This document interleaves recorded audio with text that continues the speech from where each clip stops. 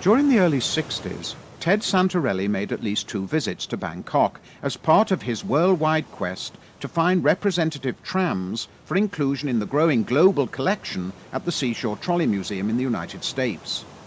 Despite Ted's obvious fascination with Bangkok, none of the fleet was preserved in Maine.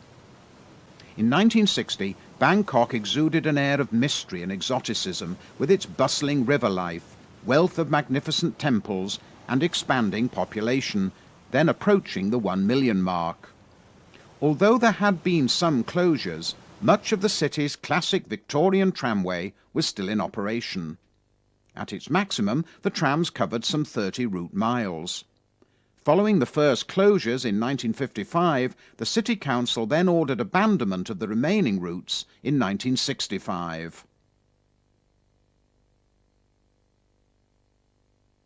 Official figures released in January 1955 show the Bangkok Electric Works had 4 depots and a fleet of 117 motor cars, 62 trailers and 28 couple sets.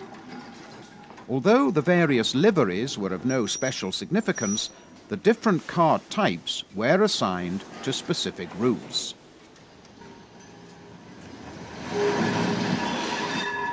For example, these single-motor wooden-bodied trams work the more lightly traffic lines. It is believed some still had their original equipment, but with locally built replacement bodies. The 63 trams with 2 motors hauled trailers on the long lines to Bangkolem and Sam Sen. Although some had Peckham trucks, the majority were mounted on Brill 21Es. Official capacity was 60, with seats for just 26.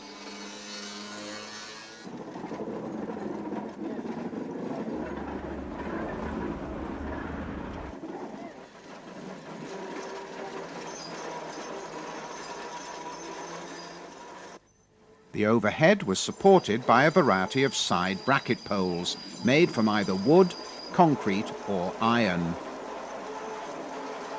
Note the red flag-shaped tram stop.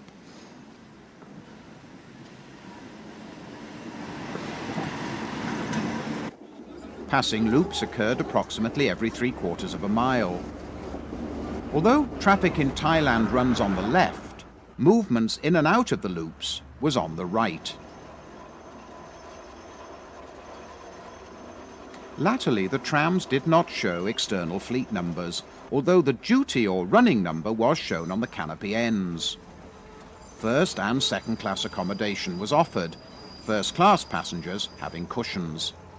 On a single unit, the first 2/5 of the tram was for first class, whilst on the lines with trailers, the motor car was all first class.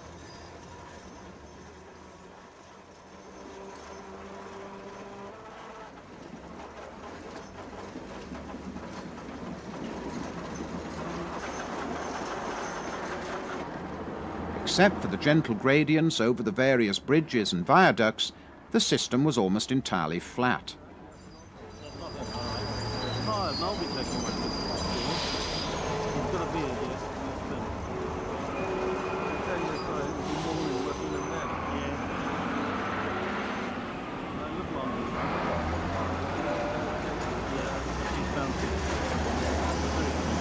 In the early 60s, there were 4 colour schemes. Yellow and brown, seen here, then red and yellow, yellow and green, and light green and dark green.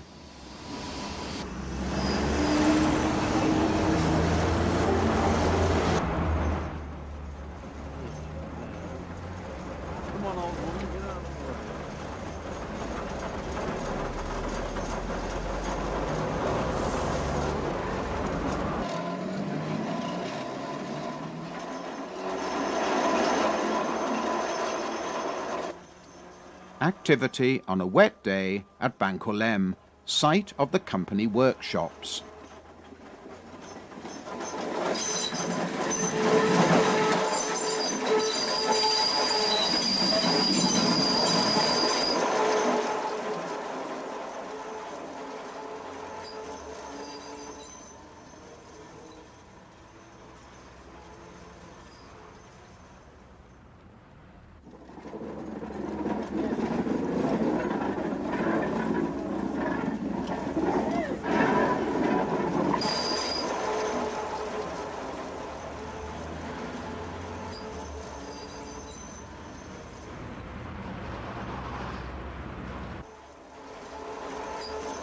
canvas screens were used to protect passengers from both the rain and the sun.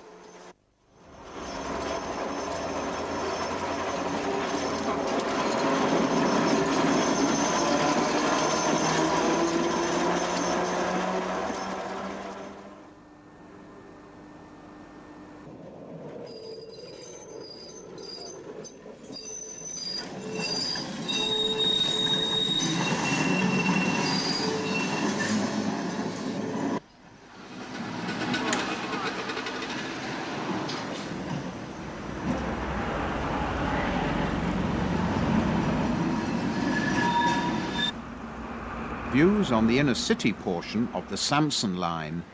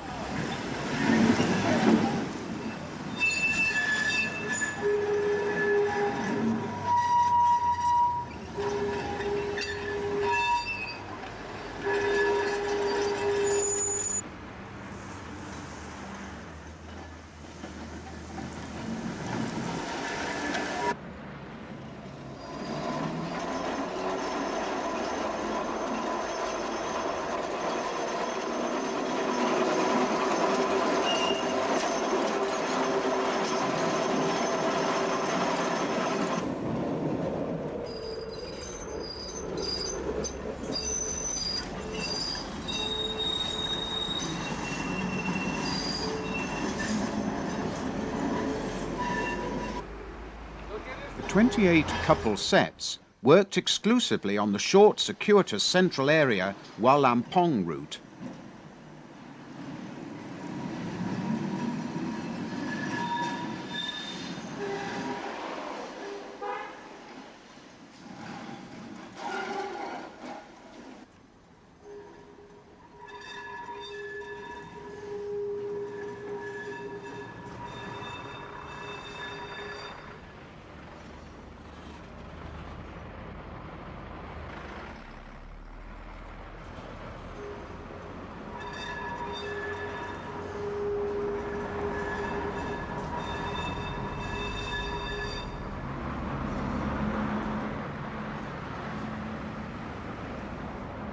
This set has Peckham as opposed to Brill trucks. A representative selection of tickets. Some older cars received new round-roof style metal bodies probably during the early 50s. Most were locally built, although 5 came in prefabricated form from Metal Sections Limited of Birmingham. These rebodied cars shared duties on the lightly traffic lines, as they only had one motor.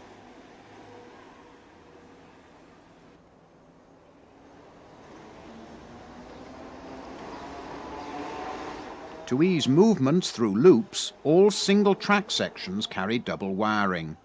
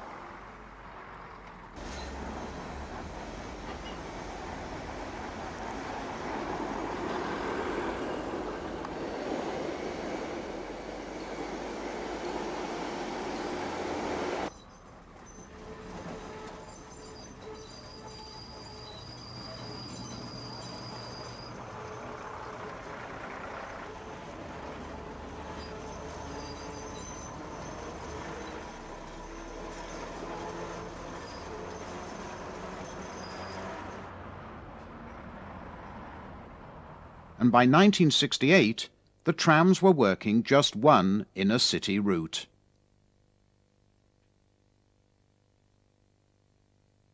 The end came on the 30th of September 1968. Peter Matthews took these farewell scenes a few years earlier.